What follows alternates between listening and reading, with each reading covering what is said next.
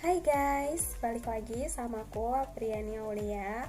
Di video ini aku akan membahas sedikit tentang prodiku, yaitu telekomunikasi. Kampusku sendiri untuk prodi teknik telekomunikasi dibagi menjadi dua jenjang, yaitu jenjang D3 teknik telekomunikasi dan S1 teknik telekomunikasi. Untuk fokusnya sendiri, D3 teknik telekomunikasi itu berfokus kepada pendidikan vokasi yang mencetak mahasiswa untuk siap kerja serta dengan kemampuan soft skill yang baik dengan masa pendidikan 2,5 sampai 3 tahun.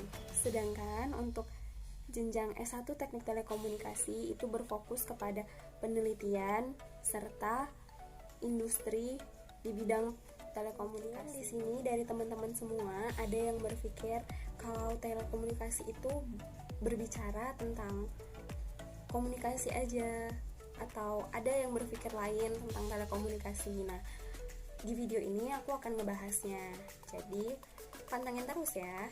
Mungkin teman-teman semua pada berpikir, apa sih telekomunikasi itu? Teknik telekomunikasi merupakan campuran dari bidang ilmu pengetahuan teknik elektro, komputer, manajemen, dan ekonomi. Jadi bisa kebayang kan kalau di teknik telekomunikasi ini banyak perhitungannya yang bikin pusing kepala.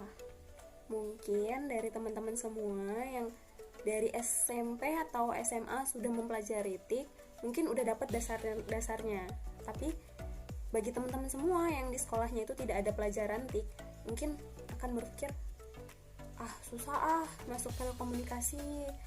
Ya sebenarnya kalau dibilang susah enggak, dibilang gampang juga enggak, kayak gitu.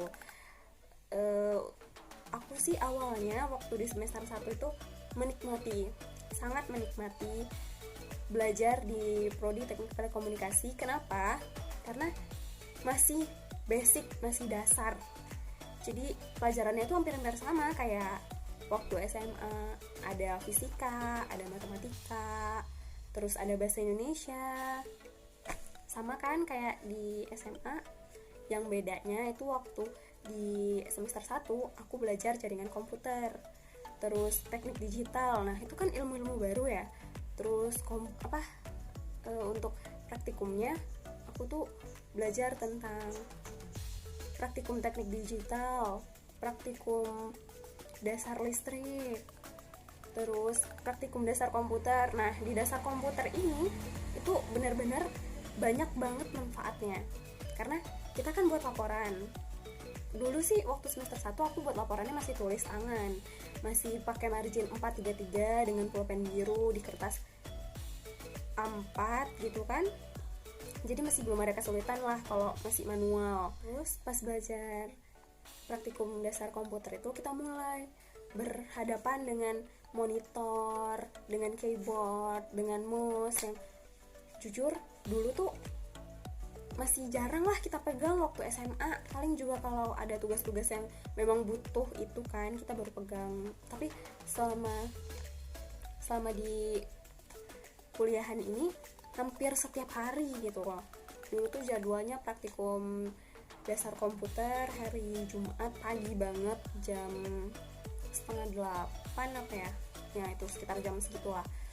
Oke, masih bisa lah ya diikuti, masih gampang lah dasar komputer, orang kita juga biasa juga megang laptop kan, kayak gitu. Nah tapi untuk yang benar-benar baru itu praktikum teknik digital sama praktikum dasar listrik, karena kita berhubungan langsung dengan alat-alat yang asing menurut kita, kayak ya resistor misalnya. Resistor itu kita cuman tahu di gambar doang gitu kan. Ya kalau misalnya ada nih yang SMA-nya udah nerapin praktikum kayak gitu bagus, jadi kayak nggak harus pengenalan lagi. Tapi waktu di semester 1 itu emang ada sih pengenalan dan briefing dulu sama dosen pembimbing, terus sama asisten terkait. Nah jadi dijelasin tuh resistor itu gimana bentuknya, terus fungsinya untuk apa, berapa tegangannya, terus cara nyari dari masing-masing tegangan itu gimana. Nah itu dijelasin.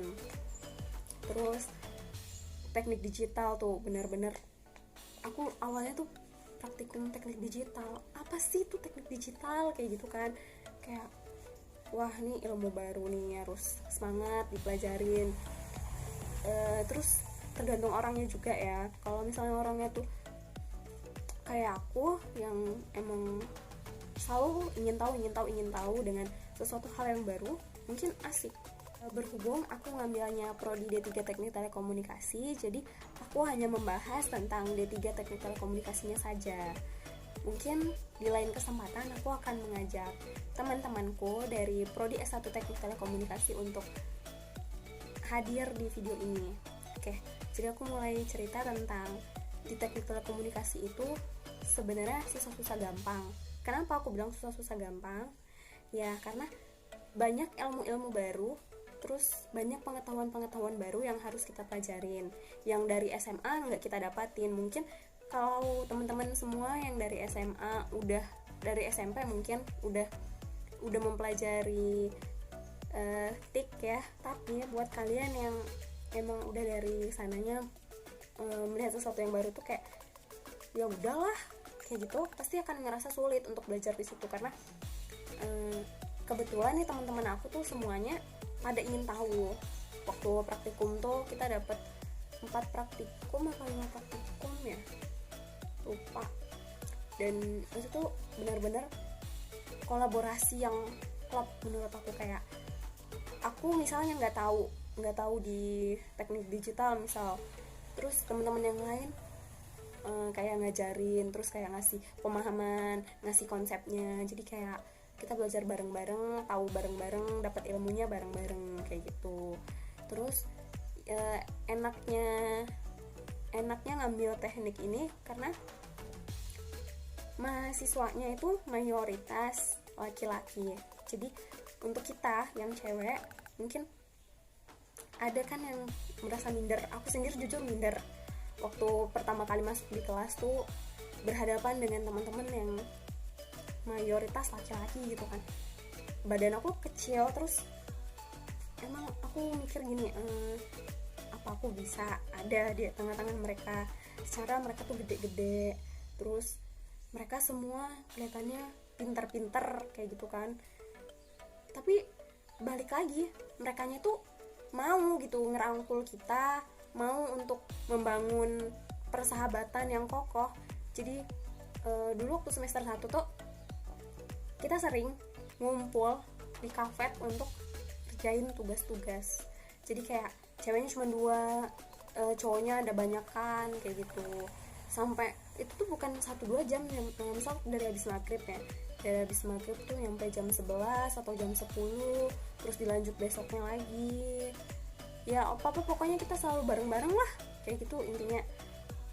Nah jadi buat teman-teman yang ngerasa wah nggak pantas nih aku ada di teknik, buat kalian yang tadinya minderan sama kayak aku, coba deh kalian bilang ke diri kalian sendiri, sesuatu yang nggak pantas pasti akan pantas jika Allah sudah menghendakinya.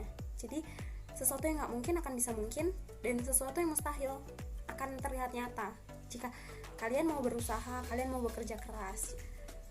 Jangan pantang menyerah dan tetap semangat. Oke, segini dulu ya video dari aku.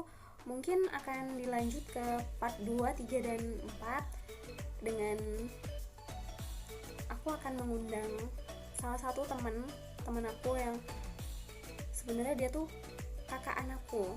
Jadi kita nanti sekalian tanya-tanya juga ya.